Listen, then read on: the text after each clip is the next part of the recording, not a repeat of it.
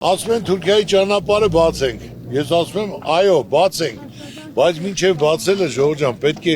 կարողանանք հարց կարգավորենք ժողովրդին գյուղացուն հնարավորություն տանք, որ իր մոտ էլ էժան ստացվի։ Ճանապարհը բացելը ոչ թե մեր մոտ լրիվ ավիրվի, այլ կարողանան մրցակից լինել։ Դոտացիա տան, հնարավորություն տան, գույքարկը պակասացնեն, պարարտանյութը անվճար տան, սերմը տան։ Թե չէ հիմա բացեցին իրաց մոտ էժանա, մեր մոտ տանգա։ Էմերը չի վաճառվելու, նրանք գալու են սաղ գրավեն, նույնը փոքր ու միջին բիզնեսի հետ։ Մեզ պետք է 6 ամիս, մի տարի ծրագրավորենք, իրանք ինչ ունեն, մենք ինչ ունենք, գնային համացություն անեն, իրաց մոտ ինչա, մեր մոտ ինչա, որ կարողանանք մրցակից լինել։ Եթե բացեցինք, եթե կորցեցինք, ուրեմն լրիվ դադարվելու է։ Ճիշտ է թե ոչ։ Ճիշտ է։ Հանդիպմանը քննարկվող հարցերի շրջանակը մեծ է, ոռոգման ջրից մինչև որակյալ սերմնացու։ Գագիկ Ծառուկյանը լուծման հստակ ճանապարհն է մատնանշում, ընդգծում, բոլոր խնդիրները լուծելի են։ Մեր գյուղի համար առաջի մեծ խնդիրը մեր ոռոգման ջուրն է, որը որ չունենք։ Եթե մենք ոռոգման ջուր ունենանք, մեր գյուղը շատ մեծ հողային տարածքներ ունի։ Կարանք լրիվ մշակենք։ Հիմա մշակը մենք այդ հողերի 10-20% է։ Նայ մեզ ասում են ջուր չկա։ Ամբողջը բարեր, ձներ կարա ջրամբար, ձնհարկի ջուր կհավաքվի։ 4 գետ է հոսում ես քարտեղից, մեկ ջուր չունեք։ Բա հիմա եթե անտերություն է, գետերը հոսում է չեք կարող օգտագործել, պետք է կարողանան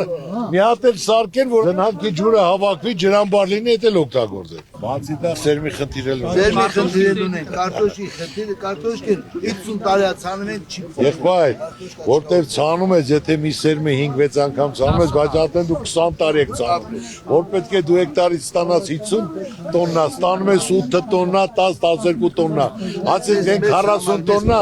որ պետք է քեզ շահույթ բերի, պետք է գարնանը բերեն սերմել տրամադրեն, մեր կլիմայի պայմաններում որ սորտնա, որ ավելի լավ է լինում, ախ մտածող ապետ, ձեր ցավը տանեմ, եթե ճիշտ մարդը,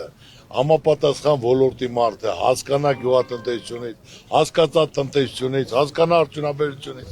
կազմակերպի, մարդիկ էլ գործը կանեն, իրենց տունը կպայեն։ Գործից պետք է հասկացող մարդ լինի։ Ժողովուրդ ջան, այսօր պաշտոններին սաղ անփորձ երիտասարդների հավաքածու է։ Անփորձ։ Փորձը բերել են ժողովրդի վրա են կիրառում։ Պետք է մտածեն մարդու մասին, ժողովրդին հնարավորություն տան։ Ժողովուրդը հարուստ է, պետությունը հարուստ է։ Եթե ժողովուրդը աղքատ է, պետությունը հարուստ չի կարող լինի, ժողովուրդ։ Սպիտակի երկրաշարժի հետևանքները մեծ Պառնիում դեռ չեն վերացել։ Այստեղ կան մարդիկ, որոնք մինչև այսօր էլ ապրում են ժամանակավոր տնակներում։ Բնակիչների համար հարմարավետ բնակարանը դեռ երազանք է։ Այդ տների հարցը ոնց պետք է լինի։ 62 տարեկան են։ Դոմիկ հետս թմա ես էլ հետ է։ Այդ ոնց պետք է լինի տան հարցերը։ Վերջ որ մարդավարի մի տուն ունենք, դուրը բացենք,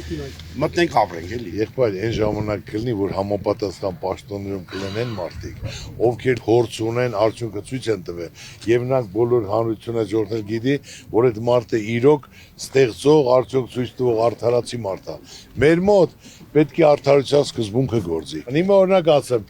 Ղարաբաղի համար, որ գումարներ է տրամադրում 16 միլիոն,